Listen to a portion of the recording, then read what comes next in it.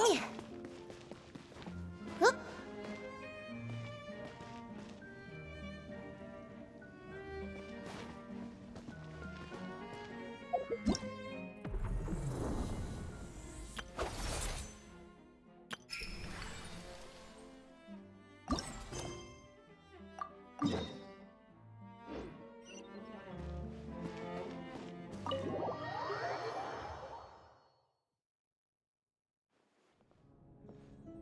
Oh, you're here!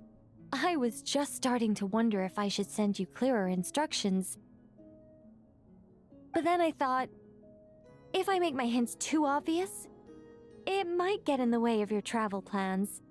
And then, just as I was pacing back and forth, agonizing over what I was going to do, you turned up here anyway. So, it looks like everything worked out fine. Hey, Nicole! You're so full of energy today! And words! You're so full of words! I'll take that as a compliment. All right then, are you ready to check out my next room? Is this Nicole's studio? Why is it just a bunch of empty frames on white walls? Let's take a closer look.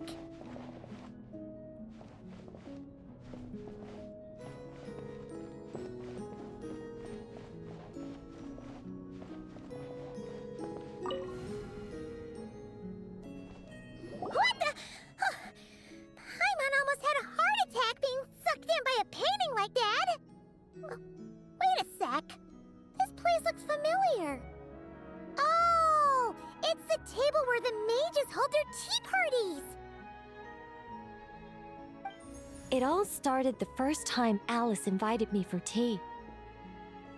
On that day, I didn't attend in person, mostly because back then, I still hadn't decided whether I really wanted to join the Hexen Circle or not. Alice was the only one there who knew my true identity. She warned me not to say a word or let anyone else discover who I was. I was only supposed to observe. And then what happened? Well, then I concluded that she was punishing me for my hesitation to join. Everyone was talking about such interesting things. How could I not chime in?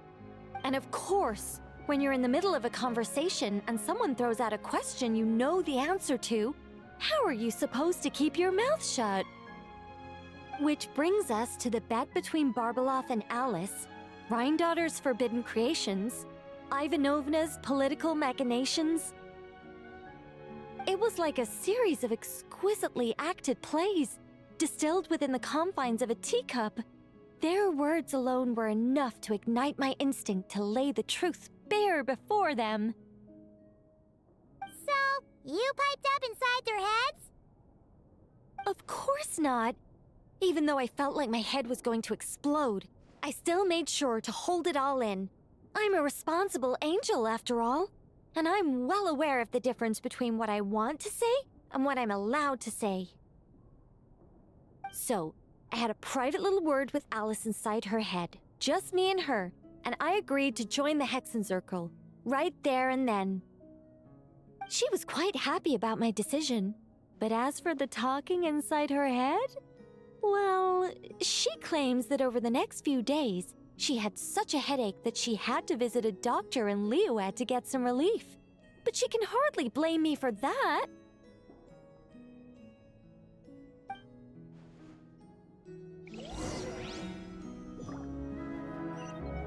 How about we go look at the other frames? Paimon's starting to feel like she needs some relief, too.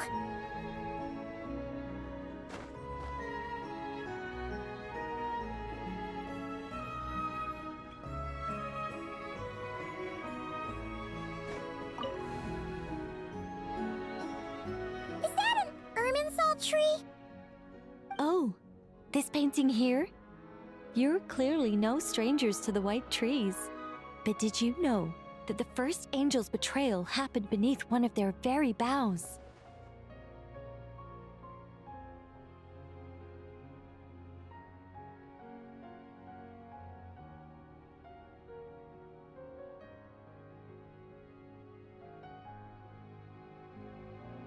Paimon's curious now. Well then, I guess it's finally time for me to tell you a tale of romance and horror. Let me just think how best to protect the identity of those involved. Alright, got it. A long, long time ago, there was once a traveler who wandered among the stars. They were nothing like you, but that's not important right now. One day, he traveled to a silver tree to visit the princess of the morning star. Before long, he started asking her about her kingdom's most forbidden secrets. His words puzzled the princess. How could he possibly know of all these things forbidden by the gods? The young man revealed his origins and showed the princess things she had never seen before. A free will and love, both noble and spiritual. His words awakened her sense of self, hitherto shackled by the gods. Her heart soared, carrying her beyond limits she had never crossed before. The princess of the morning star confided the kingdom's secrets to the youth, and between them, love grew and blossomed, along with a determination to defy the gods. This is just a cookie-cutter love story. You said to be horror. Don't worry, Paimon. The horror's about to begin. They yearn to help the people live lives of unfettered freedom, but the gods could not forgive their betrayal. They sent down thunder and fury, destroying the lovers' home. And when the Great War subsided, the power and the wisdom of the princess were lost, never to return. Even her closest friends were cursed. Yeah. That ending was pretty scary after all. But didn't you say you were going to tell us about the first angel? And you're not saying this story's actually true, are you? It sure is. And that's the scariest part.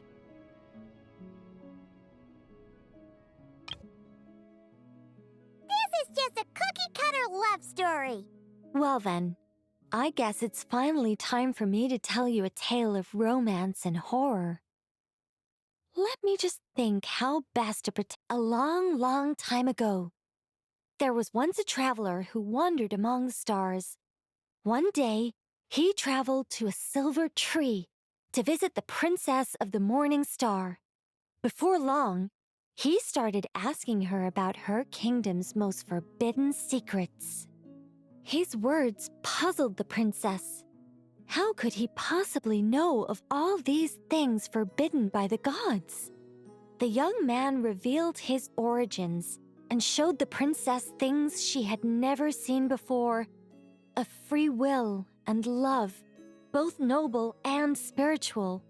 His words awakened her sense of self, hitherto shackled by the gods. Her heart soared, carrying her beyond limits she had never crossed before. The princess of the morning star confided the kingdom's secrets to the youth, and between them, love grew and blossomed, along with a determination to defy the gods. This is just a... Don't worry, Paimon. The horror's about to begin. They yearn to help the people live lives of unfettered freedom, but the gods could not forgive their betrayal. They sent down thunder and fury, destroying the lovers' home. And when the Great War subsided, the power and the wisdom of the princess were lost, never to return.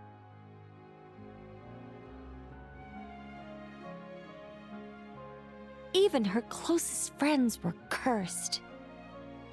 But didn't you say you were going to tell us about the first angel? And you're not saying this story's actually... It sure is. And that...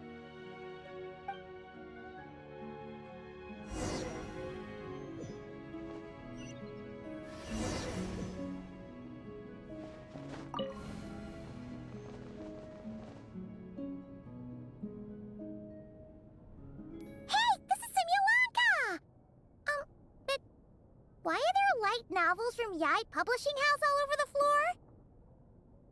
Well, on the subject of my literary enlightenment, my greatest inspiration of all is none other than Lady Anya herself. She was the last to join the Hexenzirkel, and yet the first to leave. I loved all of her stories, whether it was just an idea or a fully fleshed out manuscript. Anya was always so skilled at making her readers gasp with joy. Hexenzirkel discussions rarely stray far from magic, and it's my belief that Anya possessed a unique magic of her own. She could weave love and compassion into words and stories that would touch the hearts of others. I asked her for tips on how to write compelling tales.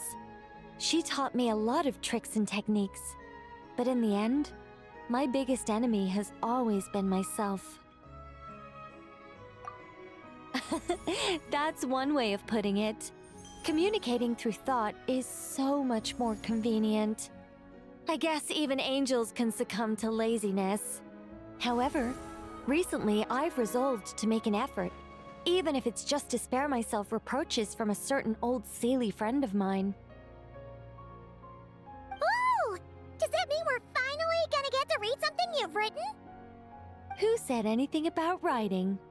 I'm talking about buying popular works from the last few centuries to flip through in my spare time.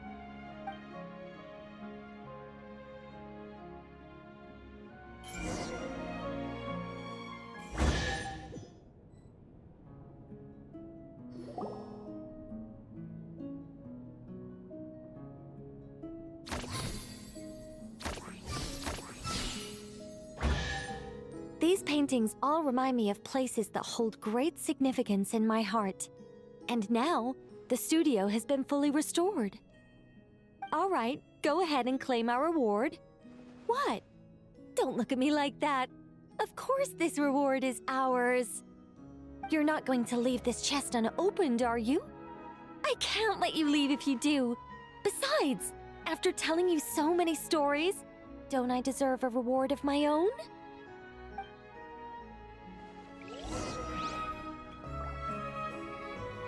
A happy story all wrapped up.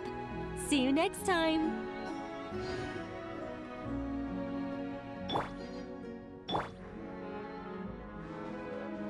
Come to think of it, this Mage's Lodge holds a special significance for me, too. A painting within a house within a painting, worlds within worlds. Fascinating, isn't it?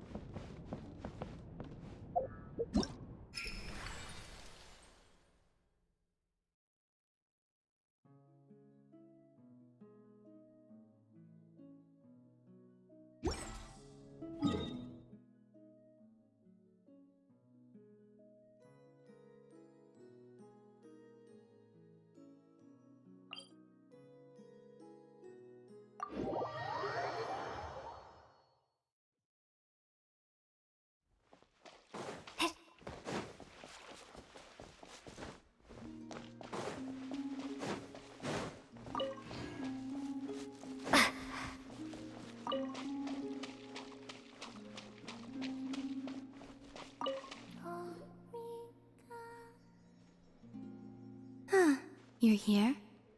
The Kuhenki are playing the lyre again. Could you play a song for them like last time? And I happen to be in the mood to hear something different myself.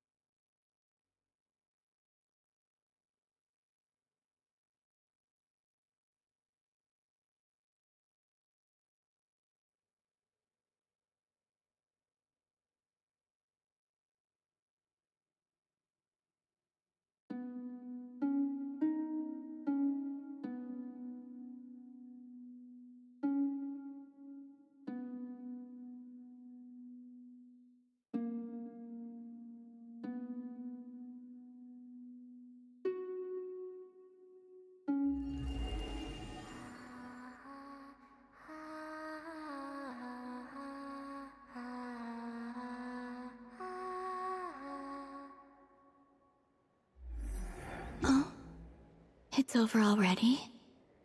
I could listen to that forever. As I once told you, this is the only lullaby I can remember. We have pierced through cloud and fog, and together witnessed the answer on the moon.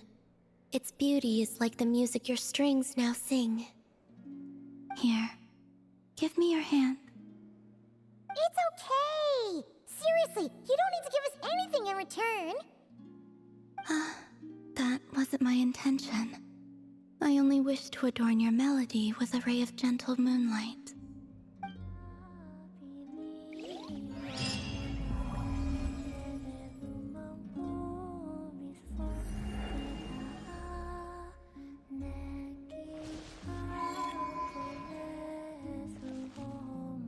The Kuhenki seem quite content for the day. Even so, I may have to trouble you to drop by again when they wish to learn more.